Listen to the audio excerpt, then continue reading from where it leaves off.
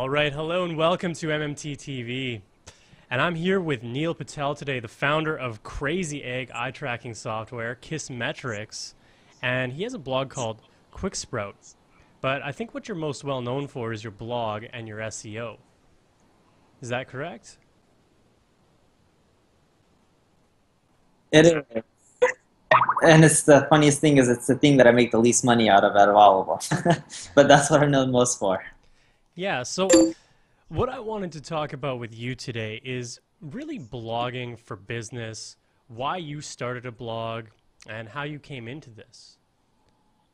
Sure. So I started a blog because originally I first started because I wanted it to be a new way of generating leads and revenue and customers.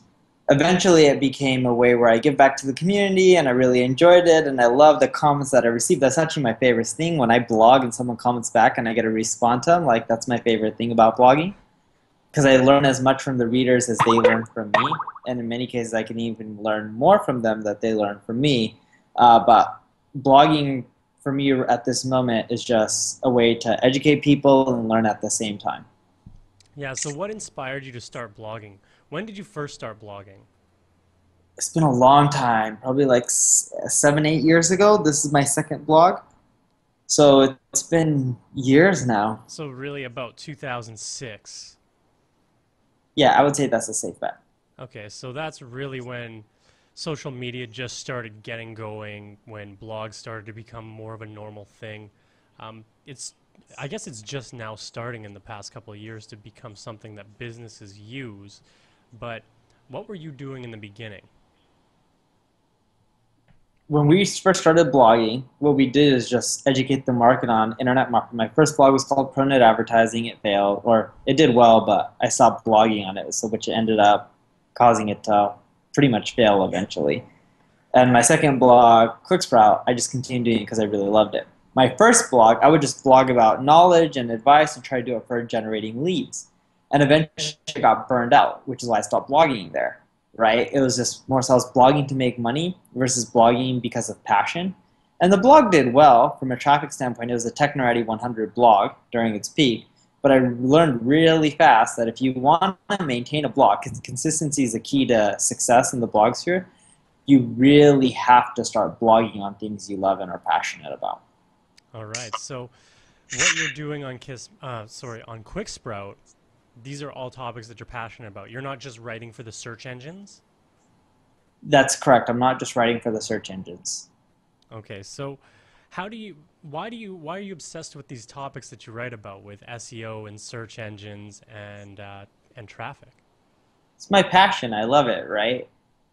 I used to write about it during Pronet, but like it's what I know. It's what a lot of people ask me for advice for, and it's just like I just enjoy it. You know what I mean? It's just like why does someone read a book? Because they love it, right? Sometimes they just want to learn more, whatever it may be. But I just love writing on that kind of stuff. Yeah, so you're the traffic guy, and people come to you.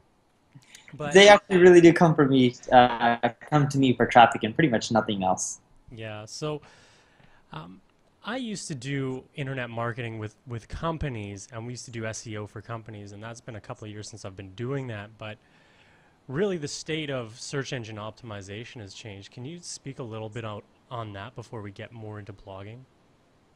Sure, SEO has changed, and the whole thing about search engine optimization is at one point it used to be you build a lot of links and you throw up whatever mediocre content and you'll try to get rankings if you can build more links with better rich anchor text. Search engines have become much more sophisticated. They know when people are doing SEO now, it's much more harder to get ranked. These days, the game is all about writing really good content, educating the market. They'll share your content naturally on social sites. They'll come and they'll link back to you naturally. And in the long run, you're building up what I call like good karma points. And eventually, if you want to do something, you can cash in some of those karma points.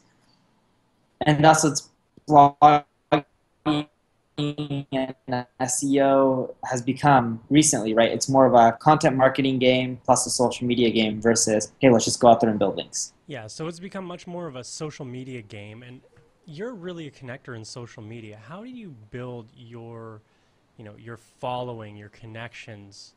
You have over 110,000 Twitter followers. You have over 30,000 Facebook fans. It's a combination. I'll participate in the community, which is one. I leverage all my mediums, so I'll cross-promote through LinkedIn, Facebook, so forth, so on, because it all helps build them all up. Then the other thing is I leverage offline a lot. Networking events, I speak at a lot of conferences. Sometimes when people email me, depending on the email I'm responding with, I'll have my Twitter handle, my signature, right? It all starts adding up. So it's really the compound effect of all the communications around that. That's correct. There's no one quick hit solution with building up your social Yeah, account. there's never a quick hit. No, not really. But since we're already on the topic of networking, a friend of mine, Shaun Vossler, asks, what is your ratio of working to networking? Because it seems like you're working all the time and you're networking all the time. I network probably like 10% of my time. I work the rest. Really? Why only 10%? I just don't have enough time to network enough. Yeah. And I've built up my network enough over the years where I don't really have to go out there and focus on it as much. I still need to do it because there's always new people to meet, but I don't have to focus on it as much these days. Okay. Good. So where do you primarily do your networking, online and offline? Online is through my blog because I blog and I respond to comments. Offline is at conferences. I speak at almost a conference every week, or it's been feeling like that for the last few months. So, Which is why you're never home and you don't have anything behind you there. that's right.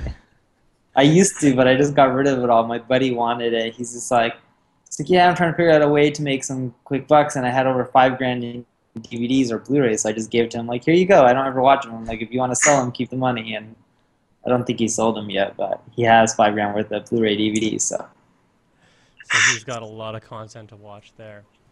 that's right. You mentioned blogging about something that you're passionate about, and you're doing about not a blog post every day, but a few a week. Yep. Certainly. What is there a reason why you do it a few times a week as opposed to once a week, or is there a regular schedule? Is there a system behind what you do? There is. Monday and Thursdays are my peak days, so I blog on my peak days, Monday and Thursday. Technically, I blog on Sunday and schedule it for Monday, and I do blog on Wednesday and schedule it for Thursday, but those are my peak timings, which is why I blog 2 times a week. I wish I could blog every day, I just don't have the time. And when you're writing about these topics, how do you come up with the topics and choose what you're going to write about? It's based on a few things. People or email questions I get over the week is one of them. Inspiration that I receive just throughout the week, right? Sometimes I'll cross something or something happens and I'll blog about that. Another one is just problems I may face, or things that I have to go through with some of my coworkers. They may ask me some questions and I'll just blog about it. That's usually through experiences. I'm not really looking for topics to blog on. It just usually comes to me. Yeah, so it sounds like your blog, would you say that the keys to blogging are making it useful and uplifting? That's correct. And that's what you do with your writing. You're solving Yep. problems. You're bringing it out to the community. Now, do you think every business... That's correct. Do you think every business needs a blog? Yes, because there's probably not every business, but you get what I mean, right? Like 90% of businesses could use a blog and drive brand awareness, get more leads, customers, so forth, so on. Yeah, so why does every business need a blog? Or why do the majority of businesses need a blog? It's a good way for you to communicate with your customers, let them know what you have to think, get in touch with them, right? Like, it gives you a pulse on your customers. Not everyone's on Twitter. Twitter limits 140 characters, right? Same with like Facebook, but your blog, it's your channel. You control it. There's no other platform that you have to go through that can limit what you can or can't do. And it's your way to tell your customers whatever you want. And you can interact with them however you want on the blog as well. Yep. So let's talk about your blog. It's set up in a certain way. You have your course in the sidebar. What is the main purpose of your blog to have the interaction with people, or is it to build an email list? Because I know with some people like Derek Halpern, everything in your blog is set up to build a list. Mine's both. So I do it for interactions, and number two would be for emails. All right. And what are you doing with the emails that come in? What do you do with those subscribers once they're in your email list? So unlike Derek, I'm not really selling him anything. I don't know if Derek actually sells him anything too. So, but I'm guessing that's why he's building up a list. The purpose of my email list is to let him know about new blog posts. That's pretty much it. So to give them the new content. The majority of my commenters are caused from my email list, which is why I collect emails. Okay. So it's not you're building a sales funnel. You already have that set up in your businesses. You just want to interact with people. Yeah, I already make money. Even if my blog made me $50,000 a month in profit, it wouldn't move my personal needle, right? So it's like I don't care for blog income. I just want to. It's a way to communicate with people. That's what I really love from blogging. So it really is just something that you're absolutely passionate about. Yeah, that's why I've done it for so many years, right? Like this is the longest blog I've ever had. I don't know. And most people don't maintain blogs these long. They either sell them or they go out of business when they're personal blogs, right? They'll stop blogging. But I've been doing it year in and year out. I think I'm on my fifth or sixth year. Yeah, that's amazing. So let's go back into the state of SEO today. What really has changed? We talked that it's more of a social game now, but what else has changed as far as search engine optimization? Sure. The main aspects is two things. It's a content marketing game and a social game. Those are the two main things. On-page optimization is really valuable. The other thing that's changed is how they look at links. So the more authority links you have from like the Huffington Post, Business Insider, the better off you are. And you can't have as much rich anchor text. So before, people used to have their links say like 50% of their time the keyword they would go after. Now, you shouldn't have your links say what you're trying to go after more than 10%. And they could even try to decrease that to 5% in the future, right? You shouldn't have too rich anchor text when you're trying to rank for certain keywords on Google. And you do a lot of blogging for, uh, for building links to authority sites. You do a lot of blogging for other websites. Now, I do, because it links back to my website, which helps my rankings, but more so it drives leads and it's great for business. That's the main reason I actually blog on other people's website. okay, so how did you reach out in the beginning to these larger websites?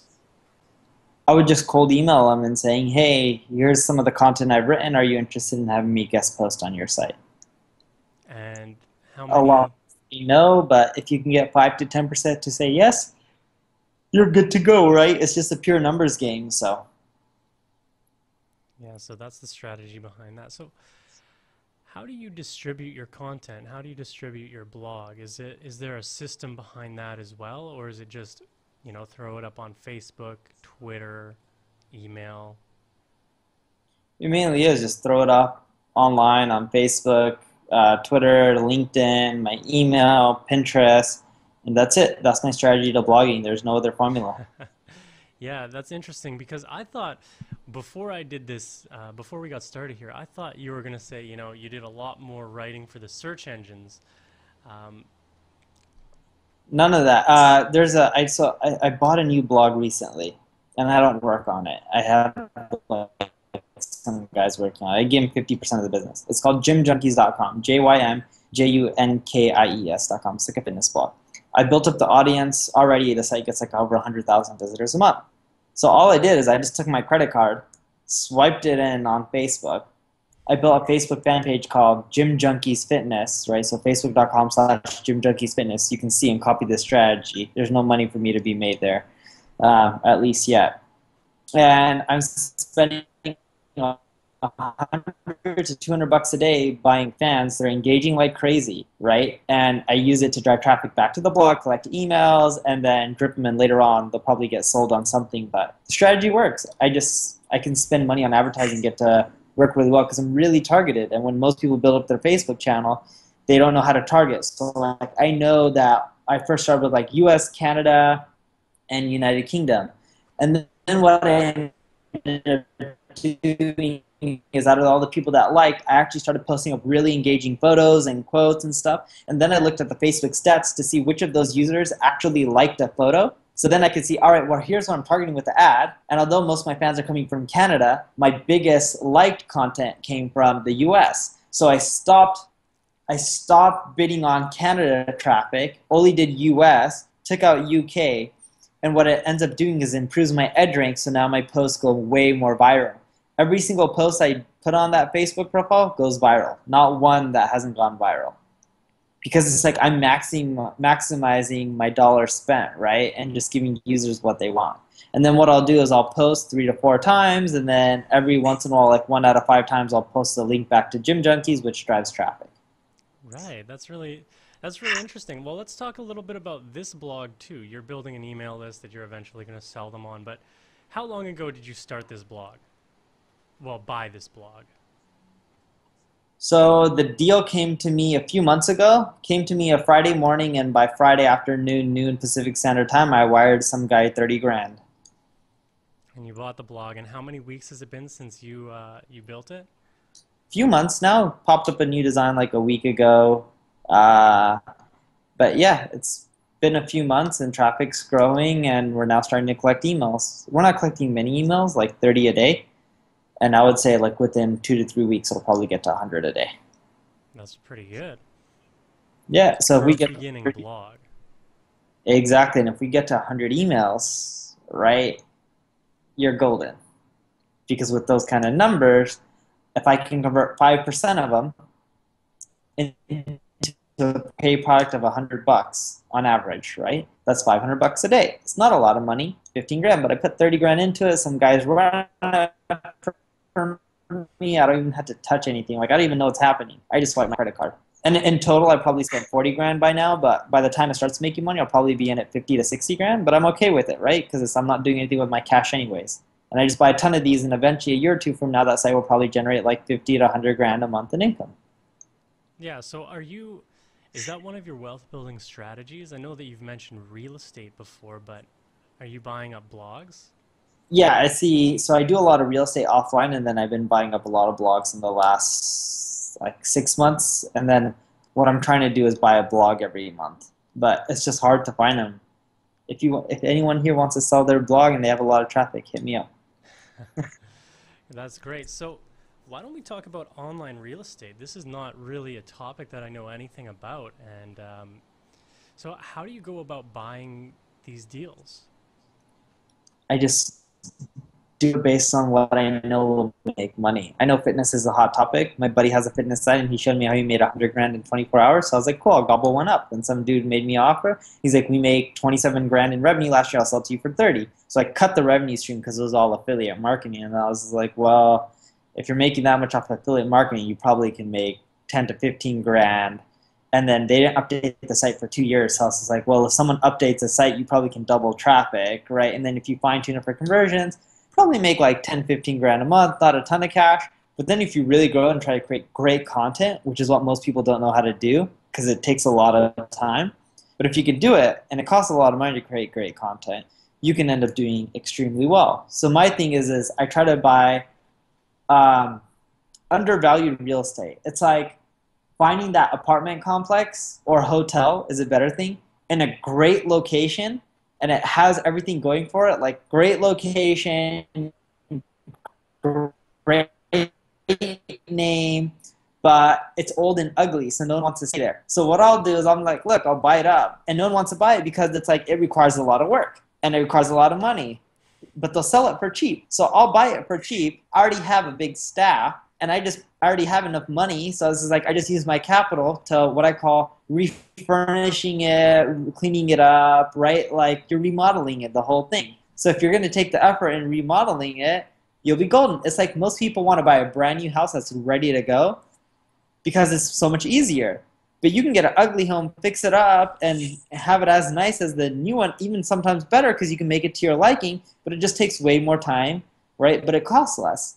So I'm okay because I have time and I have cash. So it's like I'm looking for the ROI and I'm looking for that opportunity that no one else is looking to get into because You're it's too ugly and requires too much work. you're looking for the people with the deals. That's right. I only do things on the deals. You don't make money on the sell, you always make money on the buy. So you try to buy distressed assets. So how do you identify a distressed website? Someone who's not making a lot but has a ton of traffic. Is that really the only thing that you look for? Is there a design component? Is there an email list component? I don't really look for any of that. I ideally hope they don't have an email list, they don't have a big social channel, but they just have good content or somewhat decent content, and I'll buy it up. Because I want to fix those other things. So I don't want something that's perfect, that's nicely designed, that's making money. I want something that makes the least amount of money as possible, has little to no email list, just has good content, good website authority, and a lot of content. I don't even care if it's been updated. I'll update it myself, and I'll get the community to re-engage. So really what you're doing is something that you do in the offline world where it's like you buy a house, you put up a fence, you give it some paint, you know, fix the whatever you got to do to make it to cash flow it. That's correct. But you're But I don't. doing it with, you're putting up a Facebook page, you're building an email list. That's correct. But I don't do it to cash flow it. I do it because for me it's a long-term bet. If I don't make my money in a year, I don't care. Like I'm sitting on right? Like I'm sitting on my cash anyways, and the bank's paying me 1% interest. It's not like I need the cash for anything. I don't have a fancy car. I don't have a fancy home, right? Like I'm good to go. So might as well dump in my money into something and make it a long-term play. I don't need income tomorrow. I already have enough checks coming in. What I'm looking for is more long-term deals. What's Yeah. going to make me money 5, 10 years from now? Yeah, that's really valuable. And you know what? That's something that I really admire about you is that you're a young guy, you're building a lot of wealth, you have all this income coming in, and you're not spending it on lifestyle. You've written about driving a Nissan, is it a Nissan Versa? You said that you show up in jeans and a t-shirt to these events, and there are people that'll sneer at you. But for you, it's what is it? Why do you not go for this amazing lifestyle? It doesn't make me happy, so I don't even have a Nissan Versa anymore. I walk everywhere. I take a bus. I kind of take a cab a lot. I'm kind of lazy, but I just don't care for it. It doesn't make me happy. I have like fancy clothes. I barely wear them, right? But like right now, I'm in a Lululemon T-shirt and I'm in Lululemon pants. And the guy thought I was crazy when I went into the store. I was too lazy to try it on, and the guy was looking at me crazy. I was like, "Oh, I'll take 5 pants and 5 shirts." And I was looking for some other things as well, but my bill was like almost $1,000. And he said, "You didn't want to try it on?" I'm like, "Nah, I'm good." I was like, "I'll just take it. It looks good enough." And they're all the same color too, which most people think are crazy. Why would you buy 5 sets of clothing that look exactly alike? Because people think you wear the same clothes every day. I just don't care what people think, and that's the difference, right? Like I do what I want. What do I have to prove? I don't have to prove people that I'm rich. I already have money. I know I have money. What difference does it make if the guy next door thinks I have money? No difference to me, right? So live your life the way you want. Do whatever makes you happy. Yeah, so let's talk about that for you. What are the things that you value the most? I love friendship, family. Money is a side effect. Like you solve problems. I love solving problems. It's a side effect of that, right? You make money from it. Don't really care much about anything else. I love watches. I collect them. That's one thing I probably spend a lot of money on is watches, which is kind of stupid. But I love television and movies. One of my first jobs was Hollywood Video. You can't see because the TV's in front of you, but like I have a TV. I have a one-bedroom condo in the city. I have a TV in my living room, TV in my bedroom, and I have a TV in my bathroom. And like I even have a cable box inside my bathroom wall, and the TV in the bathroom is steam-proof, so that way I can watch while I'm taking a shower. But but you really don't have much in your condo anyway. Like you're such a minimalist guy. Yeah, I don't need anything. I don't. You can't see my counter, but there's nothing on my counter either. I don't have food in my fridge either. I eat out every meal, so it's like I'm very minimalistic. I don't like clutter. Yeah. And you're probably like that in the way that you think as well. You have all these emails come in. You have an infographic on your website with the breakdown of all the email that come in and who, who should contact you and who should not, which I thought was really neat. Yeah, sadly, I still get way more of the people who shouldn't email me emailing me. I was hoping the infographic solves it, but it didn't do a great job of it. I thought it did at first, but now it's causing more of those emails. But yeah, nonetheless, I love living a simplistic lifestyle. I love building simple products. I love solving problems with a simple solution, right? I'm a minimalist. And I wasn't like that. I thought money and all the fancy things in the world would make you happy. But years ago when I started making money, I started buying all these things, and it never made me happy. So I realized it's all stupid. Yeah. Yeah. Well, you've also mentioned on your blog, you want to make a difference in the world. What's that difference that you want to make? It's funny because it's for each person that's going to be different, but what makes me happy is nonprofit stuff. So my business partner's father lended us a lot of money when we first started. Never asked for interest on the money or anything like that. Nice guy. I donate a lot of money to his nonprofit every year, whatever he wants, right? If he asks me for a check, he just called me the other day. He's just like, hey, I want to do another health fair. So he's a doctor, anesthesiologist, and he'll get together him and a lot of other doctors that know that a lot of patients come into their hospitals because some of them own hospitals, and the patients can't afford the surgeries. So what they do is they get their name and number and they get their info and see what kind of surgery they need, and they'll create a big list. And then what they'll do is they'll throw a health fair in that city and call all those people in advance and make them come in, and they'll do all the surgeries for those people for free. They won't charge them $1.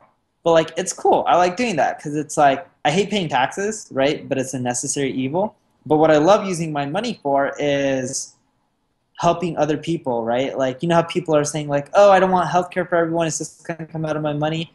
Like, I don't look at it as taxes or like, oh, I'm paying for other people or, they're leeching off of me. Hey, if people didn't have to suffer in this world and everyone was healthy, I'm happy, right? Like, I don't care if money comes from me or someone else. Like, I just want more people to be healthy. That's what I spend my money on. That's how I give back. Yeah, that's amazing. I bet a lot of people who are going to watch this or who are watching this would like to be involved in what you're doing in some regard. Is there a website or a link that you can hook up here? There isn't. And I think what most people need to go through in life is you do some sort of business. You may make some money from it as a side effect. You're going to go through a spurt of trying to spend the money and try to bring happiness in your life. You'll realize it doesn't, and then you'll find something in your life that makes you happy. So I actually don't think that most people should just go and try to find what makes them happy, because I don't think they're going to find it. I think you have to go through the steps and the motions to really come to self-realization of what makes you happy. Yeah. So was it that way for you when you were raising the money for your companies and building them? It was for me, and funny enough, it is for most people that I know as well that came onto money. Yeah. Wow. We're getting near the end of the call here, but if there was one thing that you could give people that they could do today that would benefit them in their business and in their life, what would you tell them? Keep moving forward, one step at a time. It's so simple, but yet most people forget it. You're going to make mistakes, you're going to fall, but as long as you can keep pushing one foot in front of the other, you'll do well in the long run. Just don't give up. Just keep pushing forward. I like that. So tell people a little bit about your blog, and then we're going to link it up in the show notes below. So my blog is quicksprout.com. Just talks about my entrepreneurial journey and a lot of marketing tips and advice. Perfect. Thanks so much, Neil, for being on the call today. No problem. It's really great to have young entrepreneurs who are succeeding at the level that you're at. Cool. Thank you for having me. All right. You have a great day. All right. I hope you enjoyed this video, and be sure to like, share, and comment below. Subscribe to this channel for more interviews, and if you want to go further and be live on the interviews, you can go to mmt.tv/live to find out how. Like on Facebook and follow on Twitter to ask your questions, and be sure to get on the mailing list. Go to mmt.tv to get access to all the things that are not contained in these interviews. All the links are mentioned below, and until next time, break the rules, change the game, and be a rock star.